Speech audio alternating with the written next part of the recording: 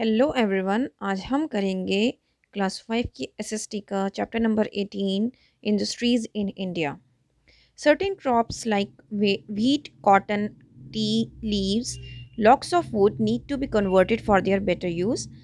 कई बार क्या होता है कि हमारी जो क्रॉप्स हैं जैसे कि वीट है, कॉटन है, टी लीव्स हैं, लॉग्स ऑफ वुड मतलब जो वुड के जो पट्टे होते हैं, आपने देखा होगा ट्रीज़ को काटा जाता है तो वो क्या होते हैं, लॉग्स ऑफ वुड होते हैं। इनको कन्वर्ट करने की ज़रूरत होती है हमें अच्छे यूज़ के लिए, ठीक है। Different mineral ores also need to be changed into metals and non metals. जो अच्छे मिनरल ओर्स होते हैं उनको भी ज़रूरत होती है कि उनको हम चेंज करें अच्छे मेटल्स और नॉन मेटल्स में और फिनिश्ड प्रोडक्ट्स में, ताकि हम उसको अच्छे से यूज़ कर सकें, ठीक है। अब आप देख सकते हो कि हम अपनी नीड के अकॉर्डिंग क्या करते हैं, उस चीज़ को कंप्लीटली रॉ चीज़ को हम कंप्लीटली चेंज कर देते हैं किसी फिनिश्ड गुड्स में, या फिर रॉ मटेरियल्स को कंप्लीटली चेंज कर देते हैं किसी भी अच्छी चीज़ में, ताकि हम उसको प्रॉपरली यूज़ कर सकें। अब देखो, अब मैं एग्जांपल देती हूँ। वीट को हम क्या होता है, वीट का अगर आपने देखा हो, गेहूँ का एक दाना होता है, उसको हम डायरेक्टली यूज़ नहीं करती, उसको हम पीसते हैं, उसके बाद उसका आटा बनता है, और उस आटे को भी हम डायरेक्टली तो नहीं खाते ना। जब उसका आटा बन जाता है, उसको गूँथते हैं, घर में मम्मी गूँथती होंगी आटा और उसकी चपाती बना के आपको खिलाती होंगी, राइट? तो कितने प्रोसेसेस हुए हैं, उसके बाद जाकर वो आटा जो व्हीट है वो यूटिलाइज़ हुआ है। Same case with the cotton, tea leaves, logs of would and other things, right?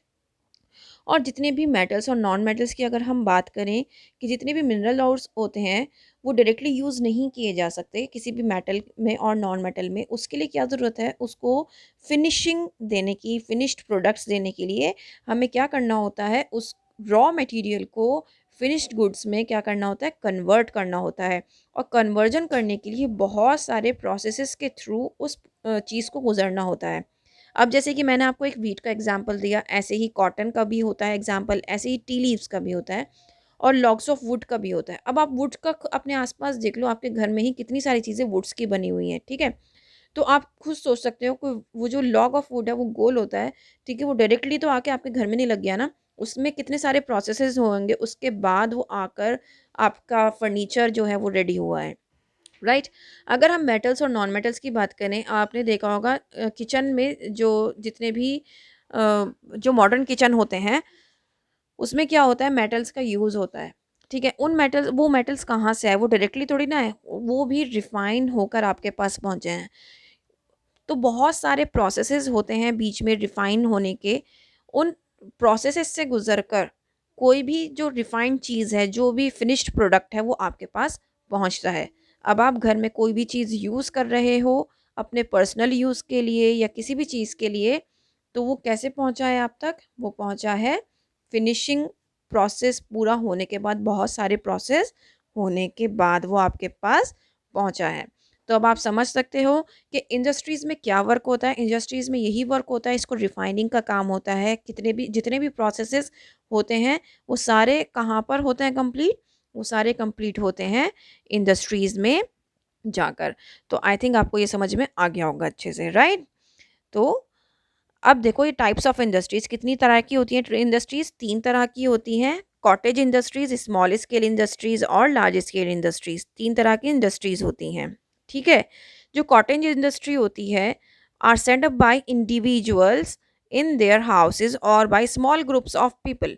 अब ये जो कॉटेज इंडस्ट्रीज़ होती है, या तो कोई इंसान अपने लिए लगा सकता है, ठीक है, या फिर कुछ लोग मिलके भी लगा सकते हैं। जैसे कि pickles, jams, bidis, candles and papads are product of such industries.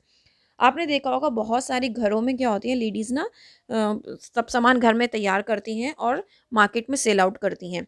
तो वो क्या है, वो कॉटेज इंडस्ट्री है, ठीक है। कॉटेज इंडस्ट्री का मतलब है कि आप एक होम से स्टार्ट कर रहे हो और उसको सेल आउट कर रहे हो, right. Second one is small scale industries. Small scale industries are run in a small area such as a godown or a small building with not more than 30 workers.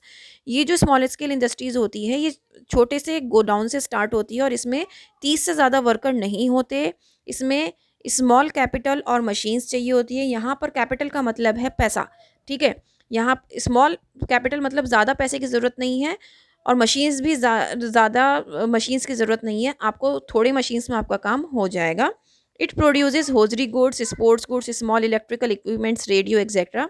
अब आप देख सकते हैं कि इन तरीकों के जो काम होते हैं, होजरी के काम होते हैं, स्पोर्ट्स गुड्स के काम होते हैं, स्मॉल इलेक्ट्रिकल इक्विपमेंट्स या रेडियो के जो काम होते हैं, वो इन स्मॉल स्केल इंडस्ट्रीज़ में हो जाते हैं। देखा, आपने देखा होगा किसी भी गोडाउन में, आपने कभी देखा होगा बहुत सारी मशीन्स रखी हैं और टेलर्स बैठे होते हैं, तो वो भी क्या है, वो आपकी स्मॉल स्केल इंडस्ट्रीज़ हैं। वो क्या करती हैं, एक छोटे पैमाने पे अपना काम करती हैं और 30 से ज़्यादा लोग इसमें इन्वॉल्व नहीं हो सकते हैं। तो आप याद रखिएगा कॉटेज इंडस्ट्री में और स्मॉल स्केल इंडस्ट्री में क्या डिफरेंस है। कॉटेज क्या करते हैं, एक इंसान अपने लिए स्टार्ट कर सकता है या एक ग्रुप ऑफ पीपल भी स्टार्ट कर सकते हैं, लेकिन स्मॉल में क्या है, स्मॉल स्केल इंडस्ट्रीज़ में 30 लोगों 30 लोगों से ज़्यादा नहीं हो सकते और मशीन्स भी होती हैं यहाँ पर और हमें ज़्यादा पैसा लगाने की ज़रूरत नहीं होती है। ठीक है, कभी हम ये होता है ना कि कुछ लोग बहुत ज़्यादा पैसा लगा के कोई बिज़नेस स्टार्ट करते हैं, तो ऐसा नहीं है। आप कम पैसा लगाइए, एक मशीन या दो मशीन रखिए और वर्कर्स को कहिए कि वो अपने आप अच्छे से वर्क करें। देखो, हमें जो प्रोडक्ट देना होता है ना, किसी भी इंडस्ट्री को जब प्रोडक्ट देना होता है वो अच्छा होना चाहिए। हमें इससे मतलब नहीं होना चाहिए कि जो मशीन्स हमारे पास कितनी हैं या फिर आपके पास जो कैपिटल है, आपका जो पैसा है वो कितना है। ठीक है, तो सबसे पहले हमें प्रोडक्ट पर ध्यान देना होता है यहाँ पर।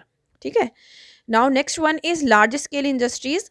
Large scale industries have large areas where factories are located. It has big machines, hundreds of workers, and a large amount of money is invested in such industries.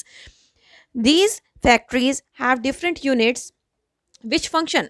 अब देखो यहाँ पर जो है लार्ज स्केल इंडस्ट्रीज़ में बहुत बड़ा area चाहिए होता है जहाँ पर फैक्ट्रीज लगी हुई हों और यहाँ पर बहुत बड़ी बड़ी मशीन्स लगी हुई होती हैं, बहुत सारे वर्कर्स होते हैं, hundreds of thousands of workers होते हैं जो वर्क करते हैं और बहुत सारा पैसा भी चाहिए। भाई, जब आपने इतनी बड़ी इंडस्ट्री इतने बड़े एरिया में लगाई है, इतने सारे वर्कर्स को लगाया है, तो उन वर्कर्स को आप पैसा भी तो दोगे ना, उनके काम करने का, उनकी मेहनत मेहनत तो दोगे ना भाई। वो किसी भी काम में लगे, अब मशीन्स भी डायरेक्टली अपने आप काम नहीं करती, उसमें भी इंसान को लगना पड़ता है। ठीक है, तो इसमें लार्ज अमाउंट ऑफ मनी भी क्या होता है, इन्वेस्ट किया जाता है, खर्च किया जाता है। और इन फैक्ट्रीज़ की क्या होती हैं, अलग अलग यूनिट्स होती हैं जो अलग अलग फंक्शंस को परफॉर्म करती हैं। तो लार्ज स्केल इंडस्ट्रीज़, अब आप समझ गए होंगे कि ये एक पूरी प्रॉपर फैक्ट्रीज़, अगर आप ओखला इंडस्ट्रियल एरिया में जाओ तो वहाँ पर सारी इंडस्ट्रीज़ हैं, फैक्ट्रीज़ लगी हुई होती हैं। ठीक है, अगर मैं दिल्ली की बात कर रही हूँ तो वहाँ पर अगर जाओगे तो वहाँ पर आपको सारी फैक्ट्रीज़ मिलेंगी। ठीक है, तो वहाँ पर क्या है, आपको पता चल जाएगा कि ये कैसी इंडस्ट्रीज़ हैं, लार्ज स्केल इंडस्ट्रीज़ हैं जहाँ पर क्या होता है, हंड्रेड्स ऑफ वर्कर्स काम करते हैं और बड़ी बड़ी मशीन्स रखी हुई होती हैं। छोटी छोटी मशीन्स नहीं होती हैं वहाँ पर, बड़ी बड़ी मशीन्स होती हैं जिनमें वर्कर्स काम कर रहे होते हैं। और उन मशीन्स को ख़रीदने में भी तो आपका पैसा लगा है ना, जो अ, पैसा लगा होता है मशीन्स खरीदने में, फिर उसके बाद वर्कर्स जो वहाँ पर काम कर रहे हैं, उन मशीन्स में भी तो वर्कर्स लगे हुए हैं जो काम कर रहे हैं। ठीक है, जो प्रॉपर प्रोसेस चल रहा है, तो उन वर्कर्स को भी पैसा दिया जाता है और उन मशीन्स को भी किस तरीके से यूज़ किया जाना है, उन वर्कर्स को समझाया जाता है। एक सुपरवाइज़र वहाँ पर हमेशा रहता है और यहाँ पर बहुत सारी यूनिट्स होती हैं जो अलग अलग परफॉर्म करती हैं फंक्शंस को to manufacture different parts of the product and then they are assemble to make a whole product. अब क्या करते हैं, छोटे छोटे पार्ट्स जो होते हैं वो अलग अलग जगह पर अलग अलग मशीन्स में बनते हैं, फिर एक मशीन ऐसी होती है जहाँ पर सबको असेंबल किया जाता है, एक जगह इकट्ठा किया जाता है। Some important large industries of our country are located below। कुछ ऐसी हैं कंट्रीज़ जो अलग अलग, कुछ ऐसी फैक्ट्रीज़ जो अलग अलग कंट्री में, हमारी कंट्री में जहाँ पर लगाई गई हैं, तो उनकी थोड़ी सी उन्होंने नाम दिए हैं। Iron and steel industry is the most important as almost all machinery needed in other industries is made of iron and steel. Jamshedpur in Jharkhand, Durgapur in West Bengal, Bhilai in Madhya Pradesh and Salem in Tamil Nadu are centres of iron and steel industry. तो देखो, यहाँ पर iron और steel industry का एक example दिया है कि ये सबसे इम्पॉर्टेंट इंडस्ट्री होती है जिसमें आपको सभी मशीनरी की ज़रूरत होती है इस इंडस्ट्री में। ठीक है, क्योंकि ये बहुत ही इंपॉर्टेंट इंडस्ट्री होती है। आप देखो, आज के टाइम में अपने आसपास आप नज़रें घुमाओ, आपको पता चल जाएगा कि आयरन और स्टील का कितना ज़्यादा यूज़ है। ठीक है, स्टील आप अपने घर में देखते होंगे, बर्तन भी यूज़ होते हैं और आयरन और स्टील के आप देखो रॉड्स वगैरह जो यूज़ होते हैं पर्दे टांगने के लिए, कर्टेन्स टांगने के लिए, वो भी इसी के बने हुए होते हैं। तो iron steel industry is the most important industry और आज के टाइम में बहुत इंपॉर्टेंट इंडस्ट्री है क्योंकि आप आसपास देख सकते हो कितना यूसेज है उसका।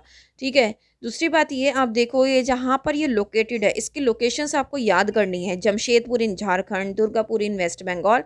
इसकी एक-एक लोकेशन आपको याद करनी है और प्रॉपर्ली याद करनी है। ये मत याद करना कि भई एक झारखंड में थी, एक वेस्ट बंगाल में थी, नहीं, आपको प्रॉपर नाम याद होना चाहिए और जगह सब कुछ याद होना चाहिए और ये पता होना चाहिए कि आयरन और स्टील इंडस्ट्री की ये प्लेसेस हैं। एग्ज़ाम में क्या आता है, एग्ज़ाम में क्या होता है, एग्ज़ैक्टली ये पूछ लेते हैं कि भाई आयरन और स्टील इंडस्ट्री के जहाँ-जहाँ वो लोकेटेड है उनको आप मैप में लोकेट करो। आपको मैप दे दिया जाएगा और आपको उसको लोकेट करना होगा। तो ये तभी पॉसिबल है आपके लिए जब आपने उसको अच्छे से याद किया हो, तभी आप मैप में भी उसको लोकेट कर सकते हो, अदरवाइज़ आपके लिए बहुत मुश्किल हो जाएगा, राइट?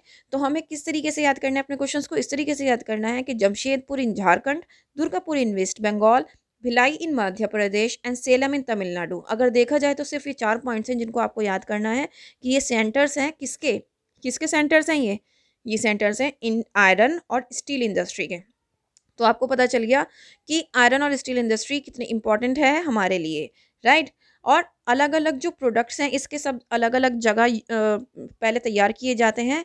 छोटे-छोटे पार्ट्स होते हैं इसमें जो सब अलग-अलग मशीन्स में वो तैयार किए जाते हैं क्योंकि बड़े पार्ट्स के लिए बड़ी मशीन्स होती हैं, छोटे पार्ट्स के लिए छोटी मशीन्स होती हैं और उन सबको फिर एक जगह मर्ज किया जाता है। मर्ज मीन्स उन सबको एक जगह कलेक्ट किया जाता है और फिर उस एक पूरे प्रोडक्ट को तैयार किया जाता है। Sugar industry is one of the largest industries of our country. जो शुगर इंडस्ट्री है वो सबसे बड़ी इंडस्ट्री कहलाई जाती है हमारी कंट्री की क्योंकि यहाँ पर बहुत सारी फैक्ट्रीज़ हैं जो कि इनफ शुगर कंजम्पशन कंज्यूम करती हैं within the country as well as for exporting. मतलब कि आप ये देखो कि इतनी बड़ी जब लार्जेस्ट इंडस्ट्री है कंट्री की तो ये इतना शुगर तैयार करती है और एक्सपोर्ट भी होता है। Uttar Pradesh is famous for having large number of sugar industries. Uttar Pradesh में सबसे ज़्यादा शुगर इंडस्ट्रीज़ हैं। अब आप देखो मोदी शुगर मिल है जो कि आपको यहीं पर मिल जाएगा मोदी नगर में। तो यहाँ पर ये भी एक शुगर मिल है। तो जहाँ पे भी आप शुगर मिल देख रहे हो तो ये क्या है, आपकी शुगर इंडस्ट्रीज़ हैं जहाँ पर शुगर तैयार होता है और शुगर से क्या होता है, अल्कोहल तैयार होता है, राइट? तो ये एक बहुत ही बड़ी इंडस्ट्री इसलिए और बन जाती है। तो आपको पता है शुगर कैसे तैयार होता है? शुगर तैयार होता है शुगर केन से, राइट? तो शुगर केन भी एक आप देख सकते हो कि बहुत बड़ी मात्रा में शुगर केन भी चाहिए होता है, तभी तो कोई भी इंडस्ट्री लार्ज होगी। लार्जेस्ट इंडस्ट्री तभी तो बनेगी जब आपके पास ज़्यादा मात्रा में कोई भी चीज़ हो, तभी तो आप ज़्यादा प्रोड्यूस कर पाओगे शुगर और उसको एक्सपोर्ट भी करना है, तो उसके लिए आपके पास शुगर होनी ज़रूरी है। तो शुगर के लिए शुगर केन होनी ज़रूरी है। Textile industry is one of the oldest and largest industries in our country. Textile industry भी क्या है? ओल्डेस्ट मतलब सबसे पुरानी और सबसे बड़ी इंडस्ट्री है हमारी कंट्री में। अब देखो टेक्सटाइल का मतलब क्या होता है? टेक्सटाइल में सारा कपड़ा आ जाता है आपका, ठीक है? उसमें डिज़ाइनिंग आ जाती है, हर चीज़ आ जाती है टेक्सटाइल में, राइट?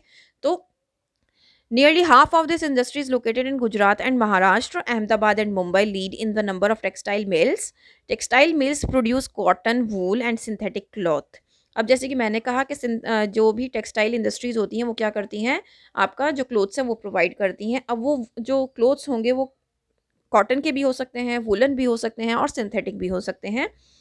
तो nearly half of this industry मतलब आधे से ज़्यादा जो इंडस्ट्री है वो गुजरात और महाराष्ट्र में है। जो अहमदाबाद मुंबई में है वो ज़्यादा आगे है।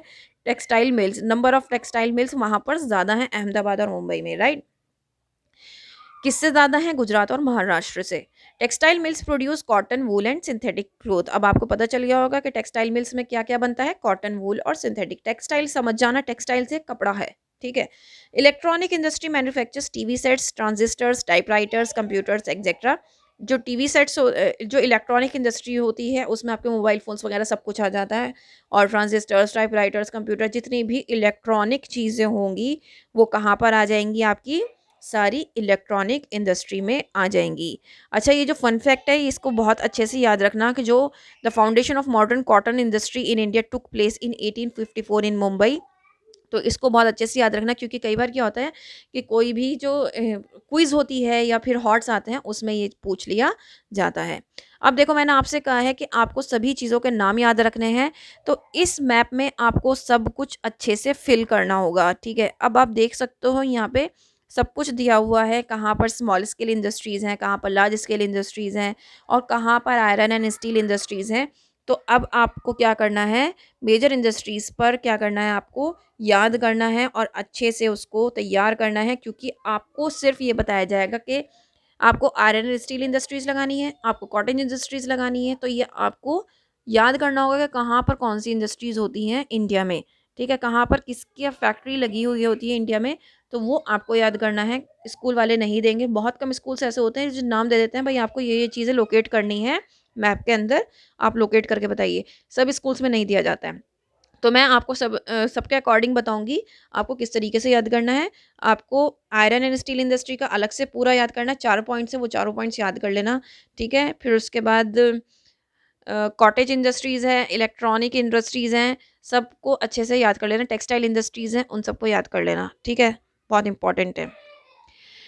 Locomotives are made at Chittaranjan and Varanasi. Locomotives जो होते हैं कहाँ बनाए जाते हैं, चित्तरंजन और वाराणसी में। Railway coaches are manufactured at Kapurthala and Perambur and aeroplanes in Kanpur and Bengaluru. Ship building at Visakhapatnam is an important industrial unit of India. अब देखो लोकोमोटिव्स आप समझ गए होंगे, जितनी भी शिप वगैरह हैं या फिर आपका एरोप्लेन वगैरह है, वो उन सब का बनना, उनका तैयार होना, ठीक है, वो कैसे होता है, वो कहाँ पर होता है, चित्तरंजन एंड वाराणसी में, ठीक है। रेलवे कोचेस कहाँ मैन्युफैक्चर किए जाते हैं, कपूरथला में और पेराम्बूर में, और एरोप्लेन्स कानपुर में और बेंगलुरु में। Ship building at Visakhapatnam is an important industrial unit of India. जो शिप बिल्डिंग है, शिप्स को जो बनाया जाता है वो कहाँ बनाया जाता है, विशाखापट्टनम में बनाया जाता है। और ये हमने अभी टेक्सटाइल इंडस्ट्री का पढ़ा था, तो ये उसकी पिक्चर है जो यहाँ पर आ गई है। ये चैप्टर यहीं कंप्लीट होता है। बाय बाय, बाद में मिलते हैं।